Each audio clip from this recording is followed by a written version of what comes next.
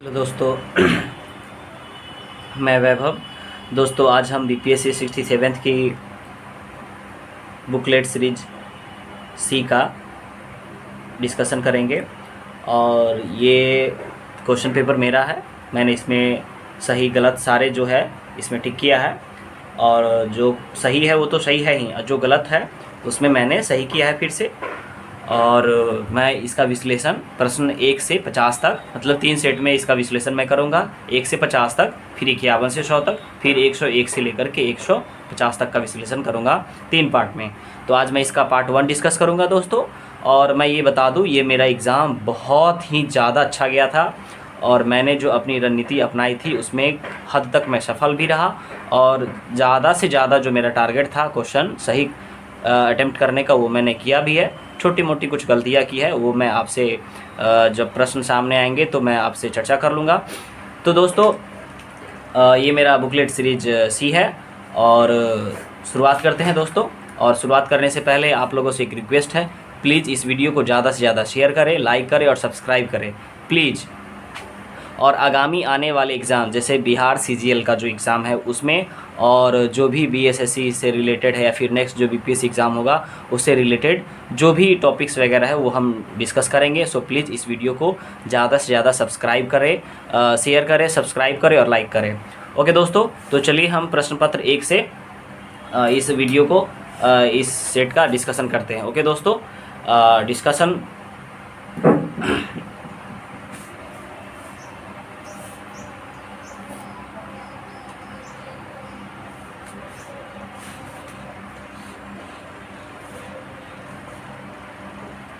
Okay दोस्तों, शुरुआत करते हैं।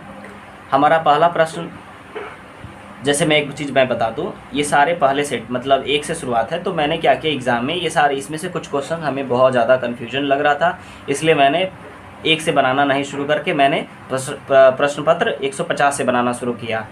इसलिए आप लोगों से भी एक रिक्वेस्ट है कि जब आप एग्ज़ाम हॉल में बैठे तो आप देख ले कि आपसे जो प्रश्न बन रहा है पहले उसी को आप अटेम्प्ट करें। श्योर, 100% श्योर, 50-50 वाला कोई चांस नहीं, 100% श्योर हो उसी प्रश्न को आप पहले अटेम्प्ट करें और उसको कलर करें, या फिर कलर बाद में भी करें, लेकिन टिक पहले कर ले, जैसे मैंने इसमें टिक किया है।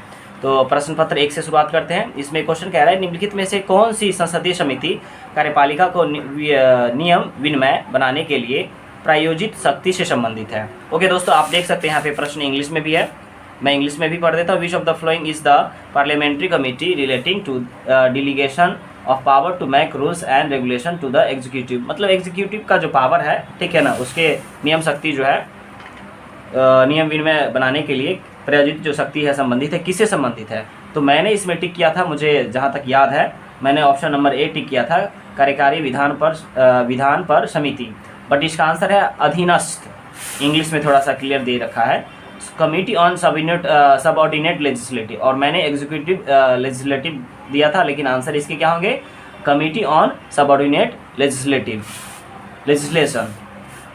ओके दोस्तों, तो इसका आंसर बी हो गया। क्वेश्चन नंबर 2 को देखते हैं। भारतीय संविधान का अनुच्छेद 300 किससे संबंधित है। ओके दोस्तों, तो ये तो मैंने सही किया है, मुकदमे तथा कार्यवाही, बशर्ते इसमें दे रखा है कि सरकारी ठेके से, बट इसका आंसर मुकदमे तथा कार्यवाही से होगा। इंग्लिश में देखो, article 300 of the Indian constitution deal with suit and proceeding. Okay दोस्तों, दूसरा नंबर क्वेश्चन देखते हैं, तीसरा नंबर क्वेश्चन देखते हैं। भारत में न्यायिक प्रणाली किस पर आधारित है। मैंने इसमें टिक किया था संविधान पर, बट इसका जो आंसर होगा इस प्रश्न का, जो आंसर की मैं दे रखा था, कानून द्वारा स्थापित प्रतिक्रिया के द्वारा। इंग्लिश में देखो इसका, the procedure established by law, इसका जो आंसर होगा the procedure established by law, इसका आंसर होगा। ओके दोस्तों, किस राज्य में पहला लोकायुक्त स्थापित हुआ। ये मैंने कन्फ्यूजन में केरला लगा दिया, बट इसका आंसर महाराष्ट्र में है, यानी Lokayukta was established in which of the following state, is answer is Maharashtra. Okay दोस्तों, इसका आंसर क्या होगा, महाराष्ट्र होगा। Which of the following post was held by S Anand in late 1990s। तो इसमें दे रखा है कि एस आनंद 1990 के दशक के अंत में किस पद पर कार्यरत थे। तो ये आंसर होगा, मैंने महान्यायवादी लगाया था जो कि गलत था, भारत के मुख्य न्यायाधीश थे वो 1990 में। तो ये काफ़ी पुराने प्रश्न हैं, ऐसे प्रश्न नहीं पूछने चाहिए थे, क्योंकि ऐसे प्रश्न पूछने का कोई तात्पर्य ही नहीं, ना ही ये करंट का है, पॉलिटी का भी है तो कह सकते हैं ये पॉलिटी का है, बट ये थोड़ा सा बहुत ज़्यादा 20 साल पुराना प्रश्न पूछना थोड़ा सा औचित्य नहीं है। ओके दोस्तों, क्वेश्चन नंबर 6 देखते हैं। निम्नलिखित में से क्या संविधान की 11वीं अनुसूची में शामिल नहीं है? तो 11वीं अनुसूची में क्या शामिल नहीं है? तो 11वीं अनुसूची पता ही है, पुस्तकालय, ईंधन और चारा, ग्रामीण खेल, तकनीकी प्रशिक्षण, इनमें से कोई नहीं या एक से अधिक। तो इसका आंसर मैंने ईंधन और चारा लगाया था, जो कि इसका आंसर है ग्रामीण खेल, यानी 11वीं अनुसूची में शामिल नहीं है। क्या है इंग्लिश में देखें तो रूरल स्पोर्ट्स जो है ग्रामीण रूरल स्पोर्ट्स जो है 11th शेड्यूल में शामिल नहीं है। How many numbers demands for the grants are put before the parliament as part of the annual budget in pursuance to article 113 of the constitution, यानी कितने अनुदान की मांगे की गई थी अनुच्छेद 113 के, संविधान के अनुच्छेद 113 के तहत वार्षिक बजट में? तो इसका आंसर ई होगा। ओके दोस्तों, इसका आंसर ई होगा। 98 मैंने लगाया था, बट इसका आंसर ई होगा। किस वर्ष में राष्ट्रीय विस्तार सेवा को प्रारंभ किया गया है? किस वर्ष में राष्ट्रीय विस्तार सेवा का प्रारंभ किया है? तो ये 1953 में है। In which year was the national extension service launch? तो 1953 में। ओके दोस्तों, इसका आंसर 1953 में होगा। मैंने रेट से जो टिक किया है वो सही है, और जो ऑप्शन में रेट से जो टिक किया है बाद में वो ऑप्शन सही है, और जो यहाँ पे टिक किया है वो ऑप्शन सही है। ओके दोस्तों, बाकी अगर इसमें रेड कहीं नहीं है और वो ब्लैक वाला सही है तो यानी वो आंसर सही है। अब यहाँ पे देखिए, राज्य विधान परिषद के सदस्य निम्नलिखित में से किस श्रेणी से नहीं चुने जाते हैं? तो यहाँ पे आंसर है उद्योगपति श्रेणी से नहीं चुने जाते हैं। उसके बाद है भारतीय प्रशासन में विभाजन प्रणाली किससे संबंधित है? तो भारतीय प्रशासन में विभाजन प्रणाली जो है ये नीति क्रियान्वयन से है। इंग्लिश में देखें पॉलिसी इम्प्लीमेंटेशन से है। स्प्लिट सिस्टम जो है in the Indian administration related to policy implementation है। ओके दोस्तों, मैंने इसका आंसर डी लगाया था, जो कि गलत था। इसका आंसर सी होगा। प्रश्न पत्र 11 में देखते हैं दोस्तों।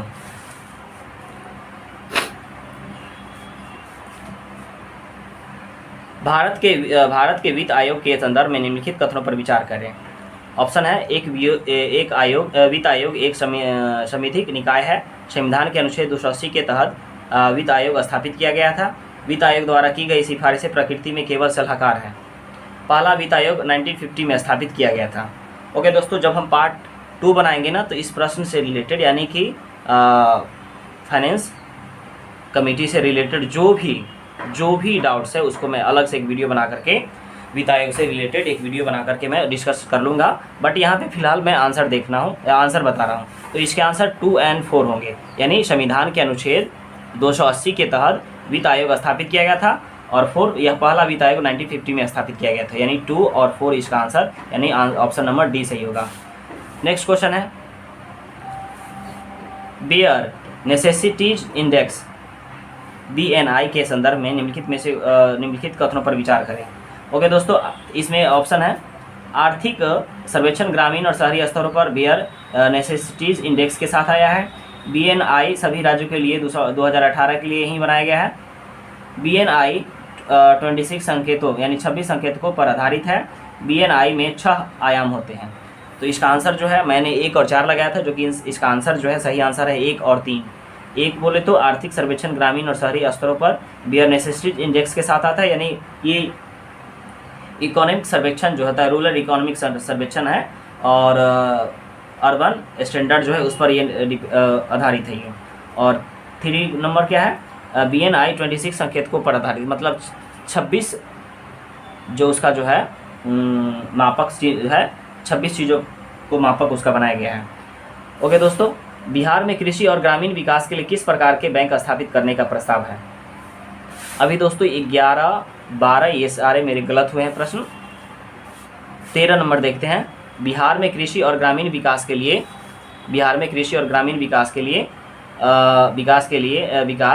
लिए किस प्रकार के बैंक स्थापित करने का प्रस्ताव। तो मैंने ये प्रश्न भी मेरे गलत हुए, क्योंकि मैंने टिक लगाया था कृषि विकास बैंक, बट ये है कृषि यंत्र बैंक, यानी इंग्लिश में देखें तो कृषि यंत्रा बैंक है, कृषि यंत्रा बैंक है, ऑप्शन नंबर बी। नेक्स्ट प्रश्न, बिहार में 2019 में बिहार के मानव विकास सूचकांक का मान कितना है? तो मैंने ये 0.613 लगाया है, जो हद तक सही है, बट अभी तक इसमें कंट्राडिक्ट ही है कि क्या सही होगा, लेकिन जो आंसर की था उसमें 0.574 था, 0.574 था, तो अब तक यही आंसर मान्य है। नेक्स्ट प्रश्न में देखते हैं, 2021-22 के दौरान बिहार में राजकोषीय घाटा किस प्रकार अनुमानित है? तो राजकोषीय घाटा जो है 2021-22 में 22,511 करोड़ है। ये भी मेरे गलत हो गए हैं, 22,511, मतलब शुरुआत के 20 क्वेश्चन तक, मतलब क्वेश्चन नंबर 20 तक मेरे ज़्यादा से ज़्यादा होंगे तो 6-7 सही होंगे, इसलिए मैंने शुरू से बनाना उचित नहीं समझा और मैं लास्ट से चला गया, क्योंकि 150 प्रश्न है, तो ज़रूरी थोड़ी है कि 150 में 150 ही लाए पास करने के लिए, नेगेटिव मार्किंग तो है नहीं, इसलिए सब प्रश्न को मैं शुरुआत में छोड़ दिया और बाद में जो लगा उसको मैंने टिक किया। क्वेश्चन नंबर 16 में क्या है, डिजिटल बिहार कार्यक्रम के तहत कौन से छात्र 21-22 से कंप्यूटर शिक्षा और प्रशिक्षण प्राप्त करेंगे? तो इसमें कक्षा कोई बता रहा है 6ठी के कक्षा के सभी छात्र, और मैंने इसका आंसर दिया था 8वीं कक्षा के सभी छात्र, बट अभी तक जो आंसर है कक्षा 6ठी यानी क्लास 6 तक के बच्चों को, सभी छात्र को कंप्यूटर शिक्षा दिया जाएगा।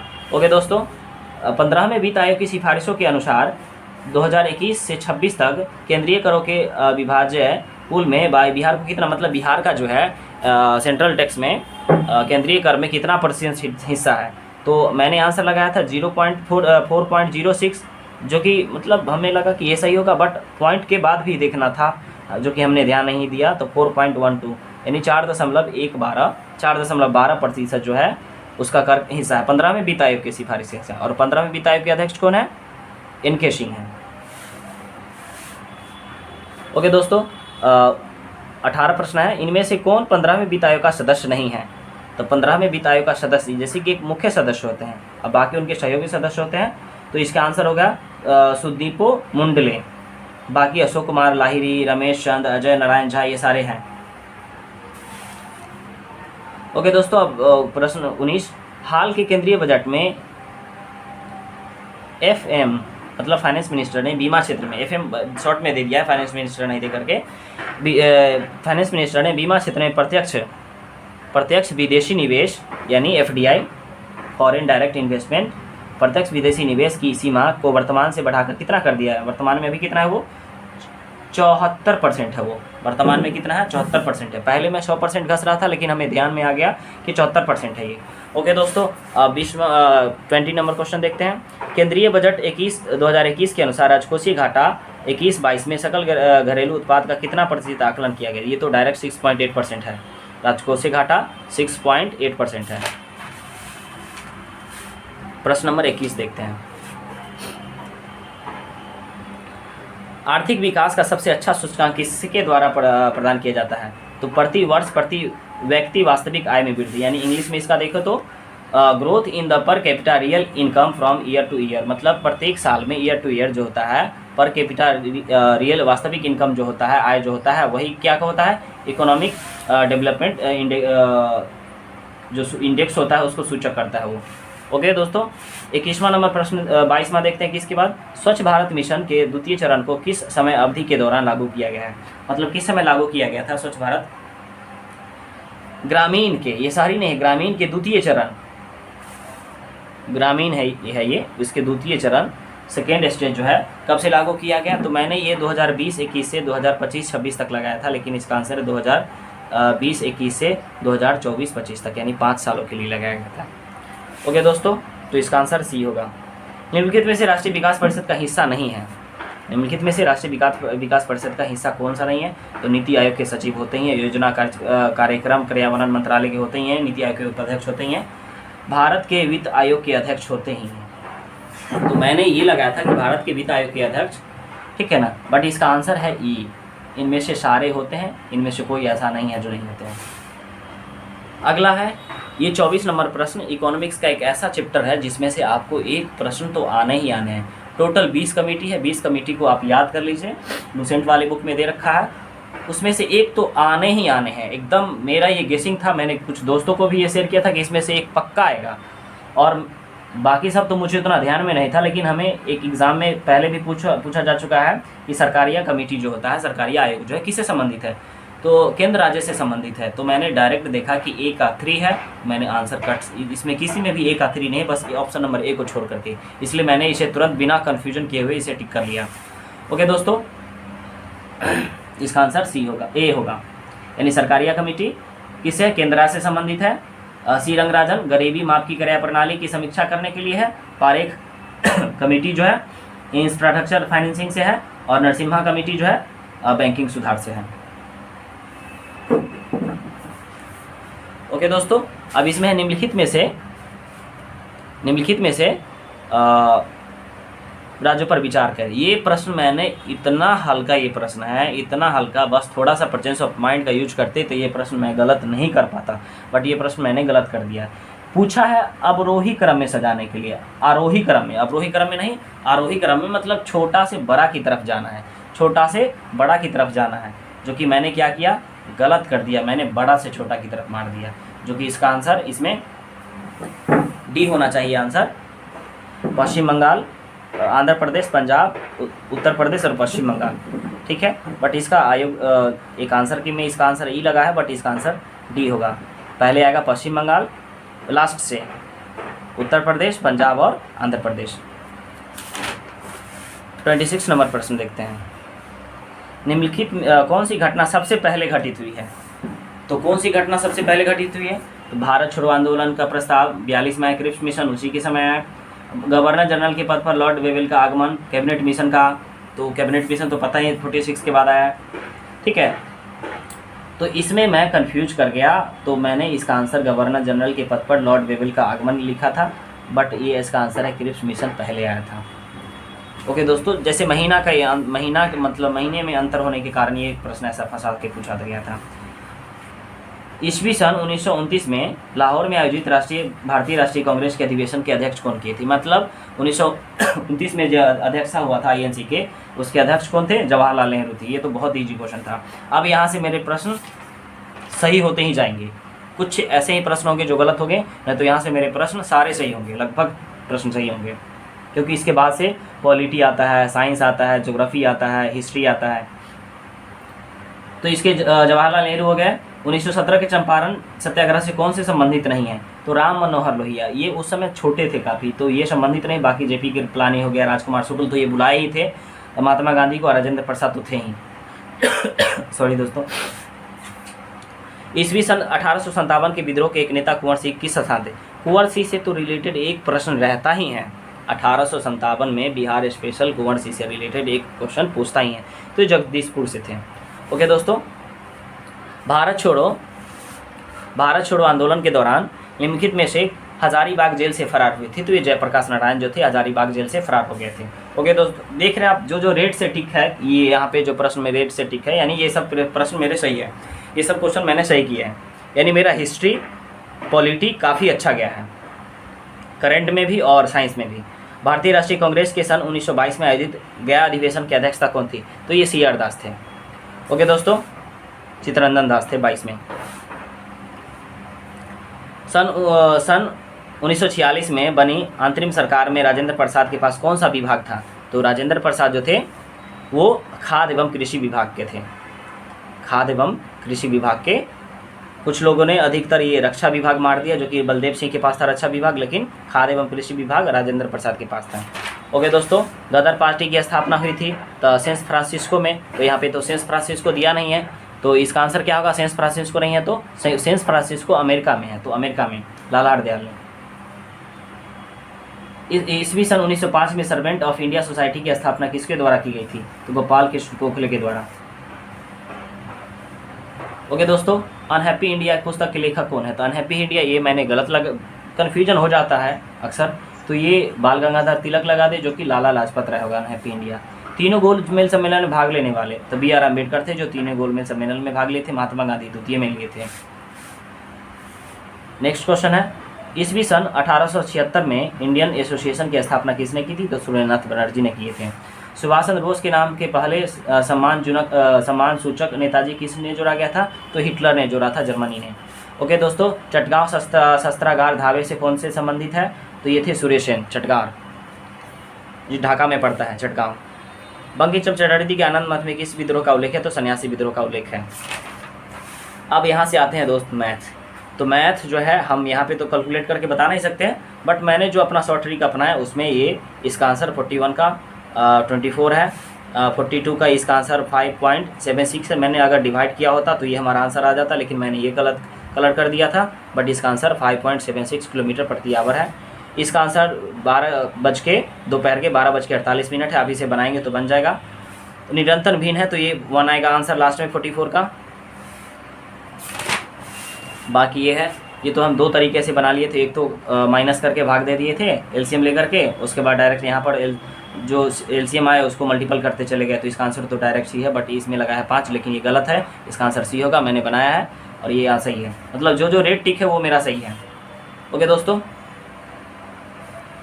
इसका आंसर 17 है, मैंने ये कैलकुलेशन करके लाया था। इसका आंसर ये भी कैलकुलेट करके लाया था मैंने, ए प्लस बी माइनस बी करके, तो इसका आंसर 628 और 372 है, यानी सी है। 48 का आंसर कहीं कहीं 10 देता है, बट इसका आंसर मैंने 5/2 लगाया है।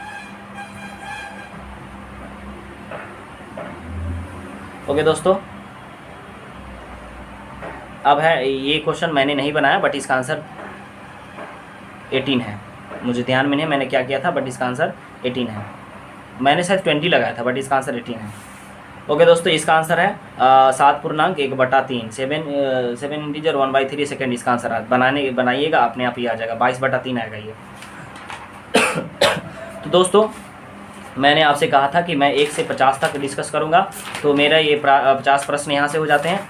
अगली जो पार्ट बनाएंगे जिसमें डिस्कस करेंगे, तो 51 से लेकर के, यानी यहाँ साइंस से शुरू होती है, उसके बाद हम 100 तक करेंगे, यानी इसमें करंट अफेयर तक आ जाएंगे वो। ठीक है दोस्तों, तो पार्ट बाई पार्ट करेंगे, तो 3 पार्ट में मैं डिवाइड करूँगा इसको।